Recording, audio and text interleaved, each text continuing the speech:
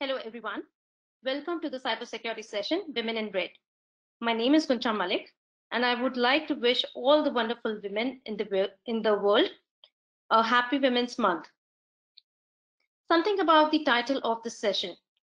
Women in Red is inspired by the Wikipedia project by the same name. While the Wikipedia project is aimed at improving the women-centric content in Wikipedia, this session is aimed at improving the representation of women in red teaming. A little background about myself. I have the CEH, ECSA, CISSP credentials. And while it looks good on my resume, I believe that these credentials have given me a better perspective on ethical hacking and the overall cybersecurity domain.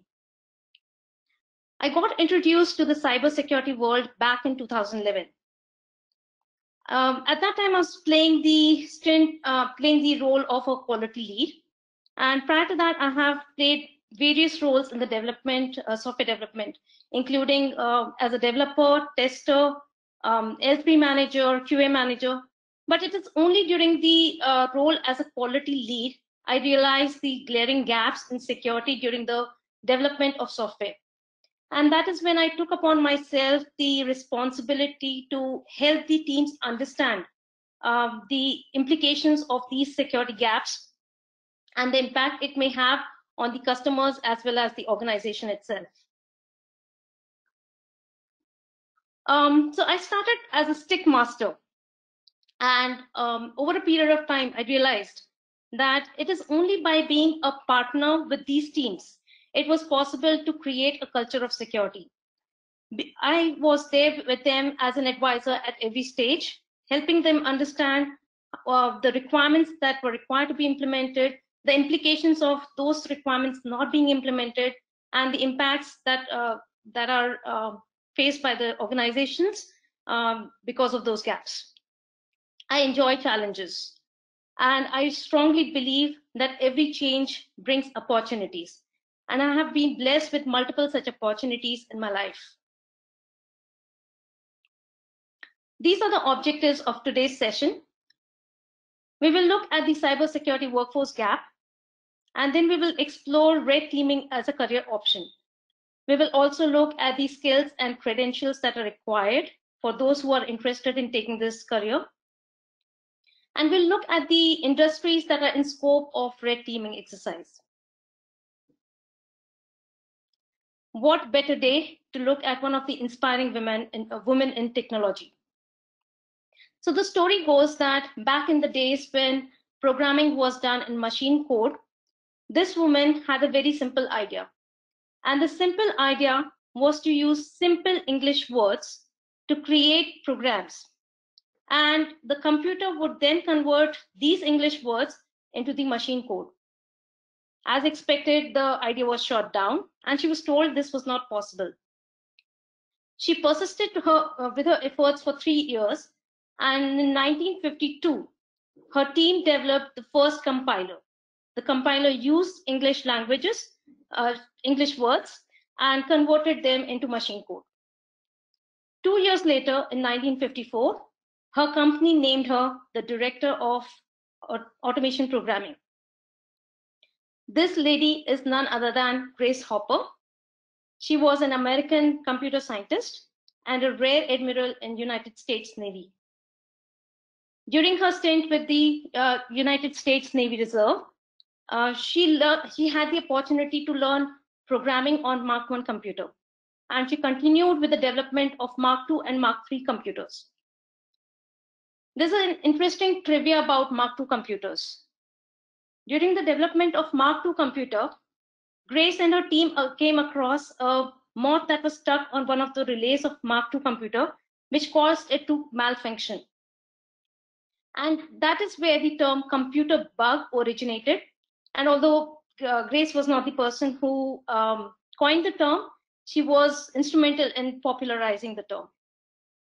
Later on, she moved to a private firm and also worked on the development of UNIVAC 1. Her efforts in creating the compiler led to the development of the COBOL programming language, which was widely adopted. And she was one of the members who recommended the adoption of COBOL. Grace advocated centralized systems with networks and small distributed computers. In her initial career, Grace wanted to join the US Navy and she was rejected. She later on attempted to join the Navy Reserve and she was enlisted only with an exemption. However, based on all the efforts and her contribution in the computer industry, she was called back into the Navy Reserve to develop standards for communication between different languages. Based on the standards that she created, the Navy started conducting tests, and the entire set of tests along with the administrative unit was later on assumed as the National Bureau of Standards, which is today known as NIST, the National Institute of Standards and Technology. Those who are not aware of NIST, NIST is a non-regulatory body in the United States which works towards the standardizations of framework and technologies. Let's take a look at the cybersecurity workforce gap. Information Systems Software Association is a non-profit organization that works towards the growth of cybersecurity professionals, looks at the management of risks associated with the technologies, as well as looks at the protection of infrastructure and information. Now, ISSA, along with the Enterprise Strategy Group, published their third global study in 2019 on the cybersecurity workforce. One of the key findings of the study was that the cybersecurity workforce gap has been widening for the third consecutive year. If we go back to the history of cybersecurity, the first virus ever created was created as a prank, which later on evolved into the first famous virus in late 1980s. By 1990s, there was a rising trend in the number of malware signatures that were identified, and this number rose to 5 million unique samples of malware signatures every year by 2007. This number then reached a whopping number of 0.5 million unique samples every day by 2014. This is a very good indicator of the exponential growth in the exploitation in the field during the last 2 decades. And this exponential growth led to the exponential growth in the number of security tools also that were made available as commodities. Thus, the organizations saw the need to improve to strengthen the security of their organization and had to employ these tools in order to put the controls in place. Now, for doing so, they required professionals who were either well trained on these cybersecurity tools, or they need to ensure that enough training was given to these members. Considering that the cybersecurity domain itself is very new as compared to the mainstream development, the study found that 80% of the cybersecurity force did not have the traditional, did not hold these jobs right from the beginning. They had the traditional IT roles or some of the non-IT roles and switched to cybersecurity only because of the technical challenges that attracted them. They did not have these cyber courses even during their graduation. So these employees, these cybersecurity professionals really require to be trained, mentored, guided in the cybersecurity field.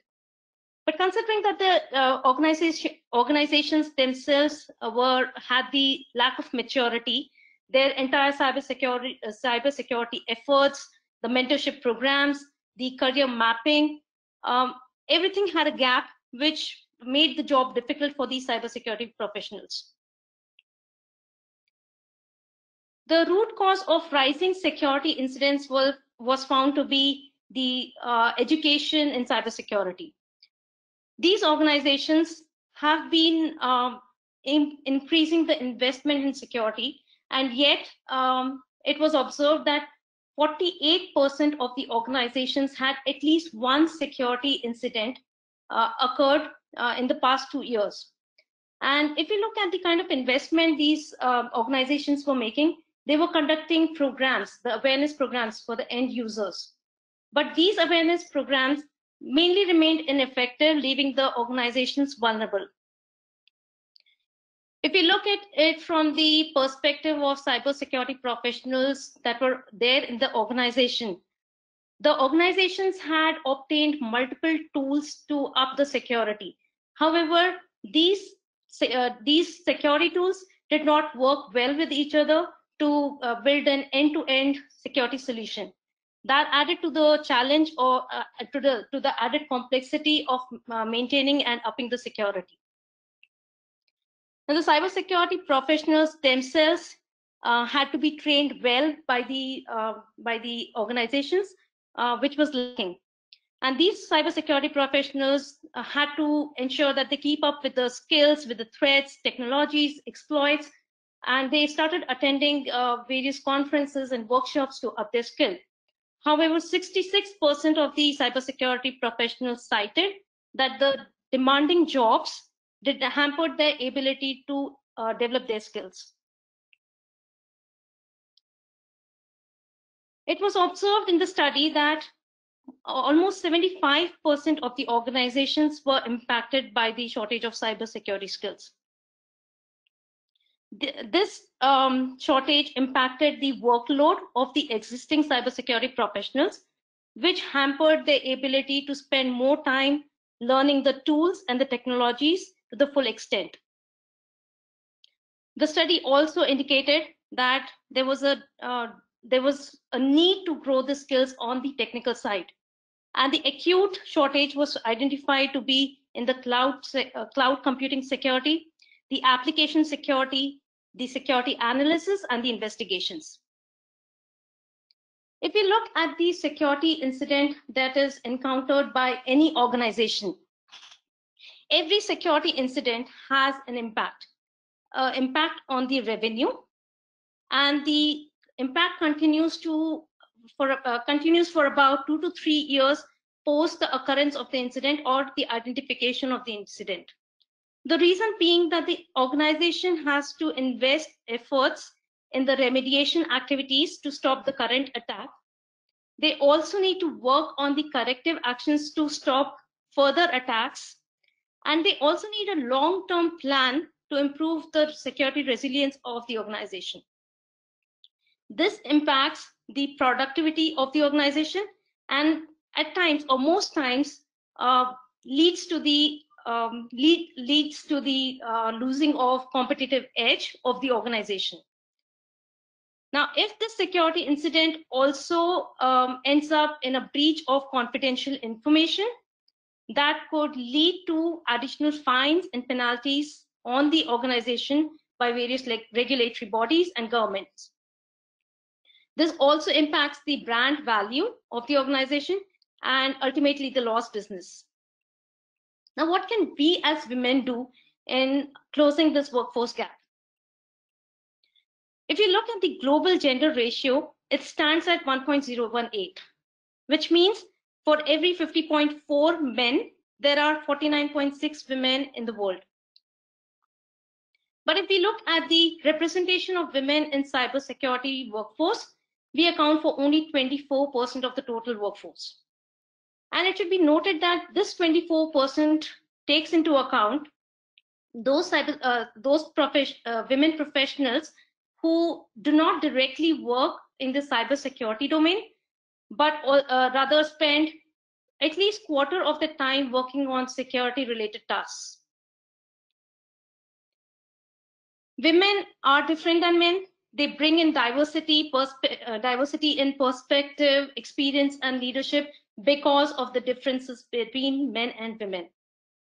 Okay, so women can be trained to gain required technical skills in the area that they are working in.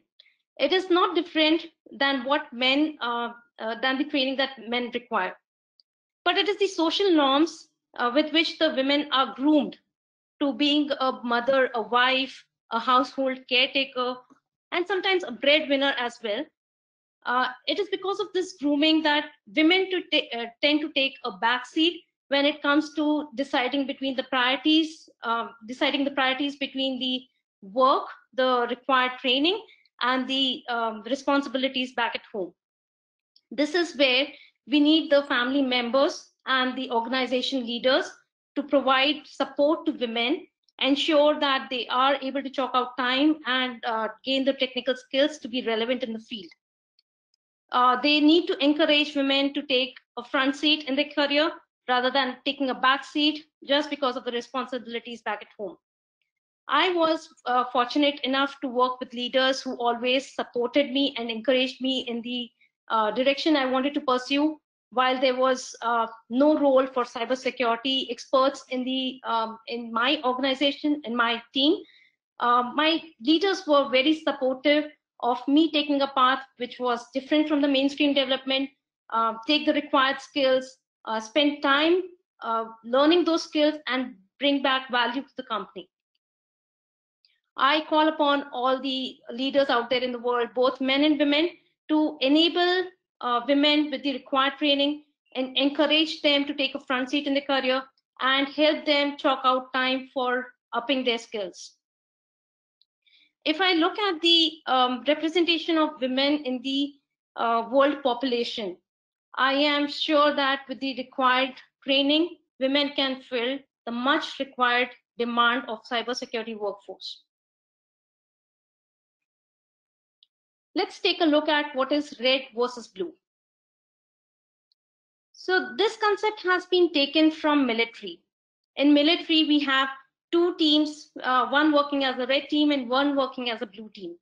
The red team is essentially expected to attack the blue team and exfiltrate the target or asset that is being protected by the blue team.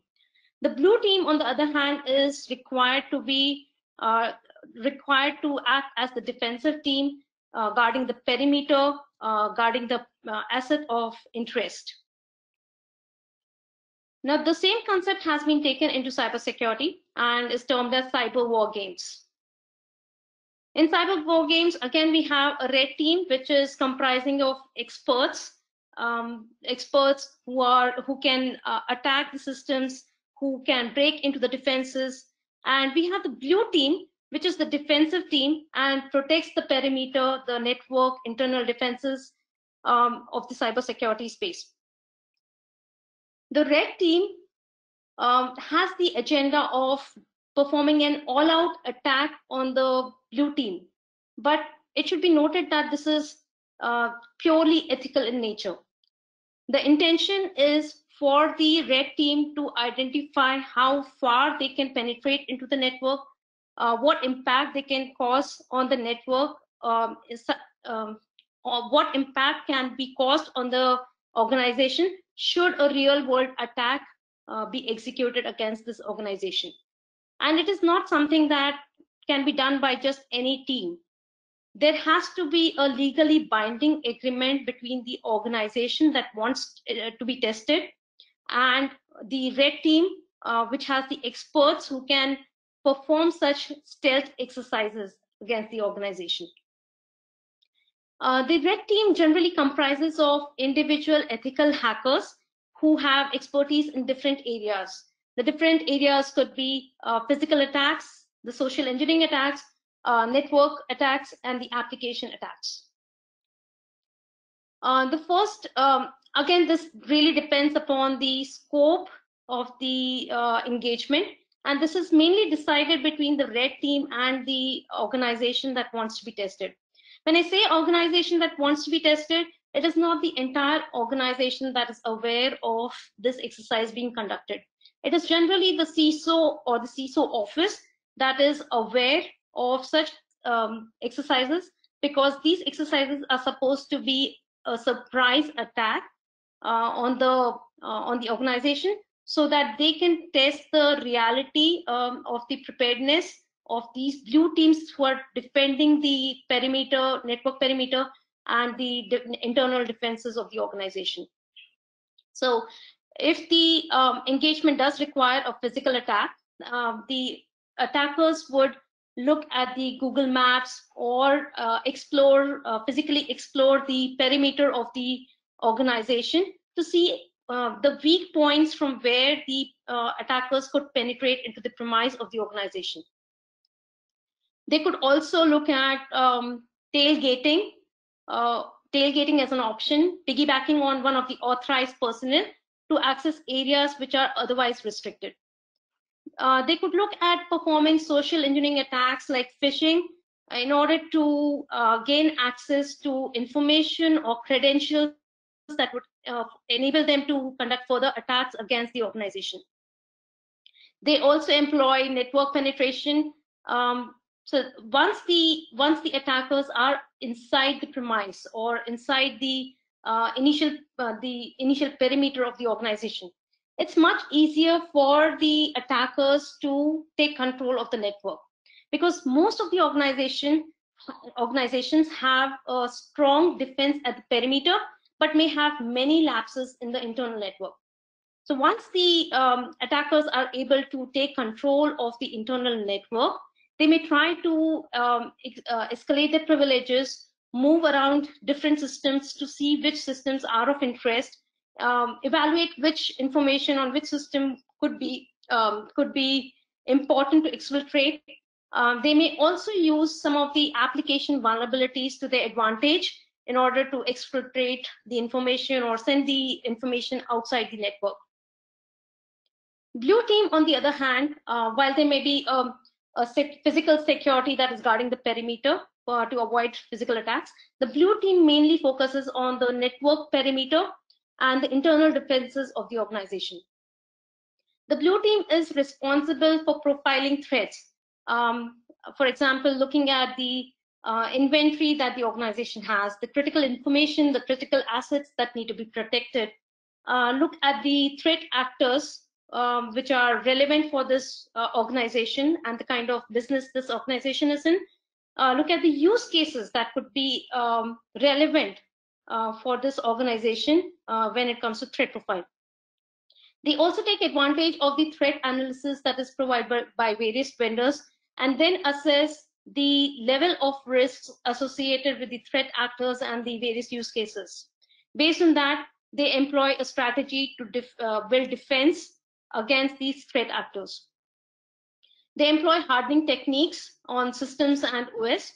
The hardening techniques would employ removal of default passwords or ensuring that the services are run as a regular user, patching on a timely basis.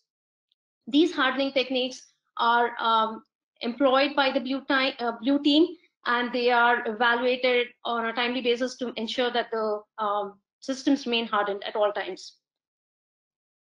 Security information and event management are software that are provided by various vendors, and this software essentially collects logs and audit trails from various systems to correlate the events and send alerts to the blue team in case the event indicates that there is an ongoing attack or there is a probable attack that is expected to happen against the system. The blue team then can take it upon themselves to further analyze this by looking at the logs and analyzing whether these alerts are valid or not. Based on that, the blue team is then required to take corrective actions to stop the attack, or at times they could allow the attack to happen and redirect them to a system which is not of significance, and in the meanwhile try to continue and explore the source of these attacks. This is how the red team attack lifecycle looks like. The first phase is the initial reconnaissance phase. During this phase, the red teamers are looking for information that is publicly available. They're looking at the information related to the organization, the systems that the organization has, the employees probably trying to get any credentials that are out there in the open, and also looking at various exploits and tools that could possibly be used against this organization in order to get the initial access. Once the initial information is collected, they go to the next level of getting access into the perimeter. And they look for the weakest point that is possible. And an easy access which goes undetected is what they are looking for. Once they are able to enter into the perimeter of the organization, they try to establish a foothold for themselves. And by establishing a foothold, they're basically trying to create a backdoor entry so that in case the blue team is able to identify this gap at some point and close this access point, they would still be able to come in and go out via the back door and would be able to exfiltrate any information that is required via the back door. Once the foothold is established, the next level is to look at systems of interest. So the red teamers would go on exploring, moving around different systems, see which are the systems of interest, try and escalate their privileges if possible, so that they can take advantage of the higher privileges to get access to further information or more crucial information. They move laterally, they look at the systems, they try to maintain their presence till the time they reach a point where either the goal that they have is achieved or the time duration of the time boxed iteration is completed. Once their goals are achieved, the red teaming exercise is completed and they document all their findings and present it to the organization, or rather the CISO in this case. Now, the whole purpose of documenting their findings is to help the organization understand the weaknesses that need to be strengthened, look at the attacks that were executed, the points that need to have a loophole closed, and also understand which policies, controls, and procedures would need to be strengthened by the blue team. Along with this, the red team is also required to provide metrics that can help the organization understand, or CISO office understand, the areas where the teams need to focus more and provide a better response to any attacks that are being executed. The benefits are of this red teaming exercise are to enable the organizations understand and be prepared for any real world attacks that may be executed against the organizations. Since it is a surprise attack, the blue team is not really ready or aware of any such attacks that would happen. So it is a real world simulation. It also helps the, it also provides the organization with well documented information of the weaknesses and the corrective actions and the recommendations that need to be, that are provided by the experts in the red team. It is a fact check for the organizations for understanding what is the impact a real world attacker can have on their organization and to what extent they can penetrate into the network. Now, if something cannot be measured, it cannot be improved. And hence, metrics is a very important instrument that comes out of this entire cycle.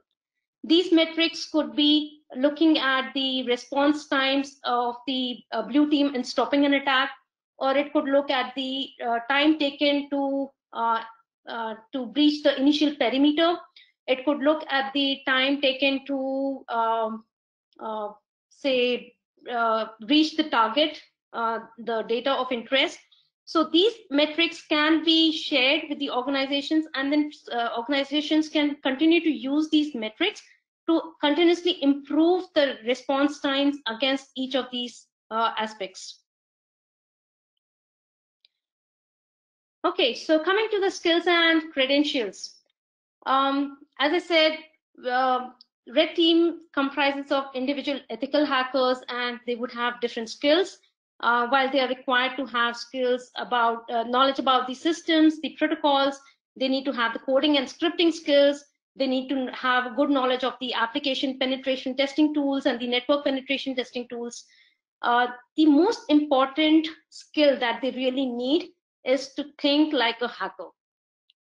only when they start thinking like a hacker, they would be able to identify which security loopholes can be easily manipulated and used to their advantage in order to penetrate the organization. Some of these certifications that are available, and I myself have CEH and ECSA. So some of these certifications that can help an individual bring them up to speed with these skills. CEH is really a certification which helps a cybersecurity professional get introduced to the world of security, to understand the concepts of security and ethical hacking. The ECSA credential helps introduces the cybersecurity professionals to the various application penetration testing tools and the network penetration testing tools, and how they can be used and what kind of attacks can be executed. Now, LPT is the credential which will really give the cybersecurity professional the feel and experience of real world scenarios, where they will be in front of systems without knowing how and where to attack, and they would have to identify the security loopholes and use them to their advantage to penetrate the systems. Taking a look at which industries really require red teaming exercises. Large businesses. So if you look at any industry, in today's digitized world, everything is interconnected. All the data is getting digitized, and every industry is getting impacted by the security incidents occurring in the field. These large organizations have assets, have data that could impact the organizations to the extent that the organizations might have to close down business in case these are not well protected.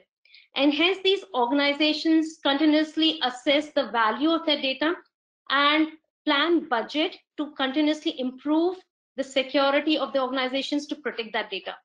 But all this is based if the businesses do not understand that despite all the security measures taken, what is the real world possibility of they being attacked and attack being successful.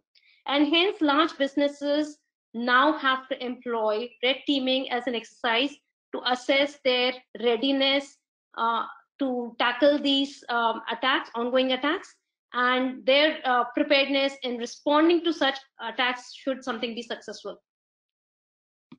How about the mid-sized businesses and small businesses? Well, based on the size, of course, they do not have the required funds or the budget to work on red teaming. But red teaming is really not one size fits all. It is a customized exercise, has different goals for different organizations. For large businesses, it could be to protect their data and to improve the overall security.